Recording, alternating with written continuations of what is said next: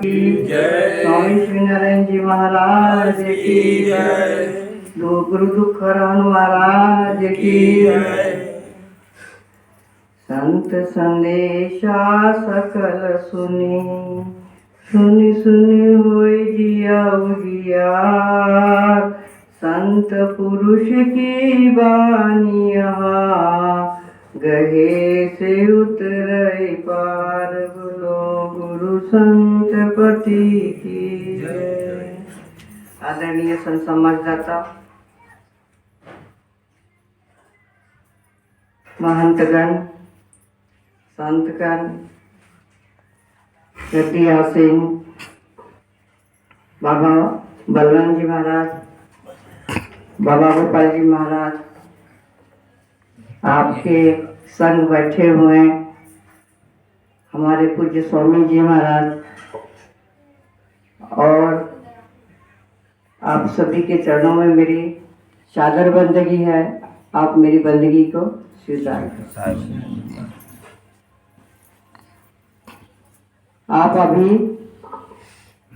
आपने अभी जाना है कि जन्म कैसे होता है, मरण कैसे होता है और मरने के बाद क्या होता है। बड़ी आसानी से तो सब बड़ा आनंद भी आप लोगों ने लिया, बहुत अच्छा लिया। लेकिन स्वामी जी ने इसके जन्म और मरण के बीच की व्यथा को एक आईना आपको दिखाया है कि इस संसार में लिखा है कि भवसागर नदी अगम बहत है, केही विधि उतरब पारा हो। भवसागर और संसार सागर। संसार सागर में भवसागर है और हमारे शरीर के अंदर भवसागर है और हम संसार सागर के अंदर है। हम संसार सागर से थोड़ा उठ के ऊपर आते हैं तो हम अपने भवसागर में प्रवेश करते हैं। हम संसार की बातों को थोड़ी थोड़ी हटा देते हैं तो हम गुरु की तरफ आते हैं, भक्ति की तरफ आते हैं और अपने बारे में सोचते हैं कि मैं कैसा हूँ। जब मैं अपने अंदर देखता हूँ कि मैं अच्छा हूँ कि मैं बुरा हूँ, मुझे क्या करना चाहिए, जब हम अपने बारे में सोचते हैं, अपने शरीर के आकलन करते हैं, तो तब हम भवसागर के बारे में सोचते हैं। लेकिन संसार का जाल तो बहुत बड़ा है। तो संसार का जो जाल दर्शाते हुए स्वामी श्री जी महाराज कहते हो, नरचेत करो, नरचेत करो, जनी भूल पड़ो, यह बातन में यह देश बिराना। आपने जितनी सुंदर मकान, घर द्वार, हर कुछ बनाया है, सुंदर भोजन पकवान, सुंदर भोजन और सुंदर परिवार पाया है, ये सब दिनचर्या का है। और संसार इसमें आपको 4 ही दिन रहना है और आप पूरे जीवन काल में आप सिर्फ 4 दिन जीते हैं। एक दिन जन्म लेते, एक दिन मरण में हो जाता है, एक दिन गुरु नाम में हो जाता है और एक दिन संसार के ताल में हो जाता है। तो 4 दिन में जो है आपको जीवन पूरा करना होता है। लेकिन ये 4 दिन इतना आसान नहीं है, भवसागर इतना आसान नहीं है। हम संसार सागर को तो पार कर ही नहीं सकते।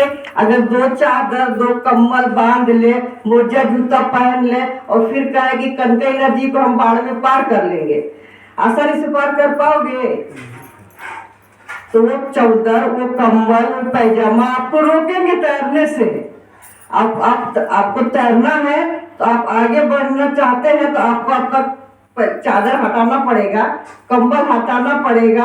आप चाहेंगे अपना कुर्ता पजामा हटा देंगे, बहुत हल्का एक पैंट पहन लेंगे और छोटा, और फिर आप आसानी से तैर के उस पार हो जाएंगे। आपका जान बच जाएगा अगर बाढ़ में आप पहुंच गए। अगर आप चाहे कि हम वस्त्र के साथ में हो तो नहीं, नहीं हो सकता, तो कुछ चीज छोड़ना पड़ेगी। और इसलिए सत्संग में हम आते हैं तो थोड़ा परिवार छोड़ना पड़ेगा और थोड़ा सा अपनी तकलीफ, अब जो हम घर में भूल के आए हैं चीज, बकरी छोड़ के आ गए, खुला हुआ दरवाजा तो बकरी चली जाएगी, सदगुरु को छोड़ दीजिए, वो देख लेंगे आपकी बकरी को।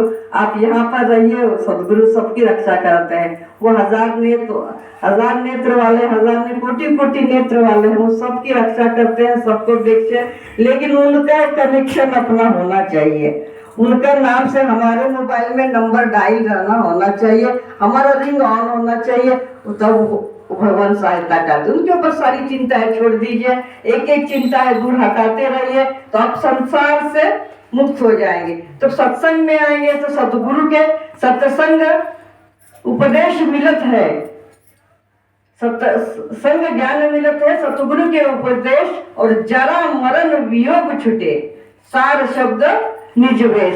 सत्संग में ही जो अशांति मिलती है और दुख का निवारण होता है।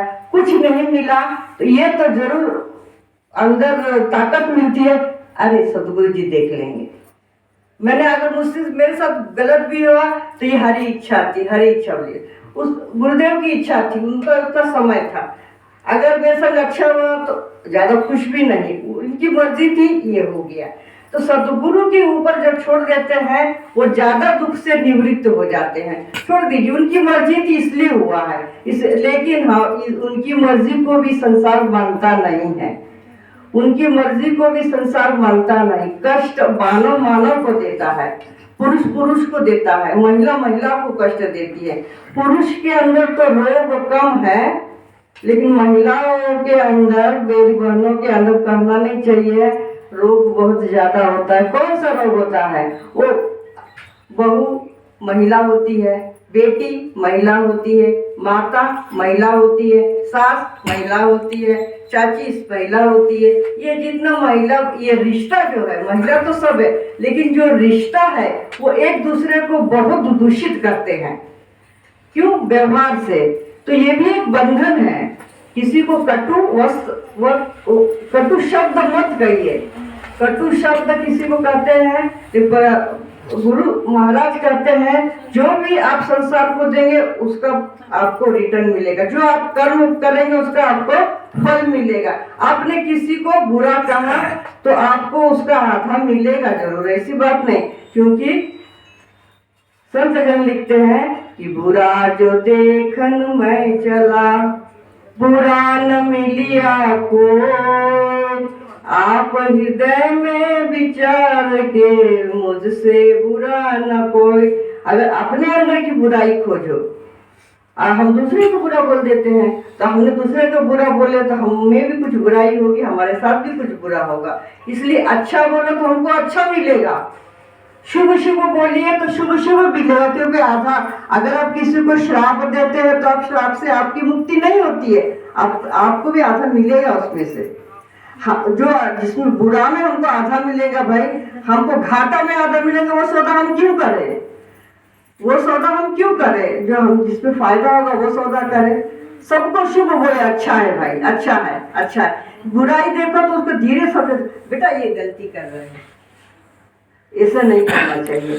तो ये जो है अच्छा दिखाना हुआ, तो उसको चार गाली देके मार के और फिर कह के तेरे बाप ने ऐसा किया, तेरे माँ ने ऐसा किया, तेरे परिवार ने ऐसा किया, तब उसकी गलती बता, तो भाई आपको भी उसका मिलेगा दंड। तरीका अच्छा होना चाहिए, गलती बताओ सबकी, लेकिन उसको अच्छे तरीके से बचाओ कि उसको ज्ञान हो जाए, वो सही हो जाए, वो अपने रास्ता पे आ जाए, वो हमारे साथ में आ जाए। तो भक्ति काल के लिए इस विचारों को स्वामी जी ने कहा कि काम और क्रोध मद लोभ धनेरा, लाग लाग रह गया ना, देखो विचार बुझे मनमाई, तब मानो ये कहना, नहीं तो पाछे फिर पछताइयो। क्योंकि अभी बलवान बाबा जी ने भी कहा है, गोपाल बाबा जी ने भी कहा है कि एक ही बार जन्म मिलना है। अगर इसमें आप भक्ति नहीं करेंगे, इसमें आप गुरु के शरण में नहीं जाएंगे, इसमें आप गुरु मंत्र नहीं लेंगे, तो फिर आपको इधर उधर हजारों लाखों योनि में भटकना पड़ेगा। कम से कम एक गारंटी कर लीजिए कि नाम दान ले लीजिए, गुरु जी के शरण में जाइए, अगला जन्म फिर आपको ये मानव वाला हो, फिर इसमें आप भक्ति करें। और आपको भक्ति मिली है, इसलिए कि स्वामी जी शिवानंद जी महाराज कहते हैं कि भक्ति बीज बिन से नहीं, जो जुग जाए अनंत, ऊंच नीच घर जन्म ले, तबहु संत का संत। आपने एक बार इधर नामदान लिया, कितने भी जन्म आपके होंगे तो आप संत ही बनेंगे। और कब तक संत बनेंगे? जब तक आपको मोक्ष का मार्ग न मिल जाए। बोलिए संतपति दाता की जय। तो मोक्ष का रास्ता इतना कठिन है, अपनी बुराइयों को छोड़ते चलिए, सबसे प्रेम करिए तो ये आप संसार सागर से ऊपर आ जाएंगे। और भव सागर की लड़ाई तो इससे भी गहरी है। बाहर से लड़ना बहुत आसान है, कोई मारेगा तो उसका झट से आप हाथ पर पकड़ लेंगे, लाठी पकड़ लेंगे, और लेकिन कोई जीभ से बोलेगा तो क्या उसकी जीभ पकड़ते हैं? क्या जीभ नहीं पकड़ सकते हैं। तो उसकी वो बहुत इसी तरह से बाहर की संसार की तो भाई ठीक है, तैरना है तो हम जाएंगे तो कपड़ा कपड़ा उतार लेंगे, ठीक है, चलो पड़ोसी से भी अच्छा बोलेंगे, परिवार से भी अच्छा बोलेंगे, सबसे अच्छा बोलेंगे। लेकिन मन के अंदर जो लड़ाई चलती है उसमें कोई साथी ना कोई संगी ना कोई साथी, आप अकेला रहना। तब तेहते पड़ो बुझो मनमाई, तब मानो ये कहना, नहीं तो पाछे फिर पछताइए, समय बीते क्या लाना। और शिव नारायण स्वामी का ही समझाए, सब तो मानो कहा हमारा, तो मानो कहना को अपने आप को हल्का करना। अंदर की लड़ाई इतनी जल्दी आसान नहीं है, क्योंकि जो है संत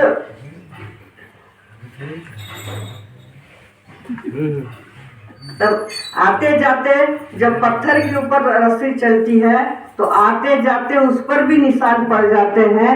ये तो मानव शरीर है, मानव शरीर है। कच्ची भाती से, जैसे कच्ची जो मरा हुआ चमड़ा से अगर सांस निकलती है तो उससे लोहा पिघल जाता है। इस शरीर से अगर बुरा शब्द निकलता है तो उससे भी प्रभावित होता है। उसी तरह से जो है इसके अंदर अच्छा भी संदेश निकलेगा, उतना ही वो फलेगा फूलेगा। तो स्वामी जी महाराज कहते हैं कि संसार में रहो, ये रहिए, आप सबको कहिए, सब में रहिए, सब में रहिए, और संत पति का नाम हमेशा गाइए, और समाज की भलाई, हमारा पड़ोस शांत रहे। अभी जो नए बाल बच्चे, अभी नया जो पीढ़ी है, आपको संसार को कुछ देकर जाना है। नई पुरानी पीढ़ी नई पीढ़ी को कुछ देकर जाना है कि वो भी सजग रहे, चेतनामय रहे और अपने जीवन में अच्छे रहें। तो चेतना, जब सत्संग में आप उनको रखेंगे तो वो चेतन आत्मा हो जाएंगी, तो ज्यादा बुराई की तरफ नहीं आएगी। आजकल बुराइयां और व्यसन संसार में चारों तरफ ऐसे चल रहा है, उससे हमको अपने बच्चों को बचाना है। और इस राह से दूर निकाल के ये बुराइयों को हटाते हटाते हम अपने बच्चों को भी निर्मल करना है, अपने को निर्मल करना है। और शब्द यहाँ पर मैं देख रही हूँ कोई थोड़ा गिरा, हम थोड़ा आराम, तो ठीक है, यहीं पर शब्दों को समाप्ति करती हूँ। बोलिए सतगुरु महाराज की जय।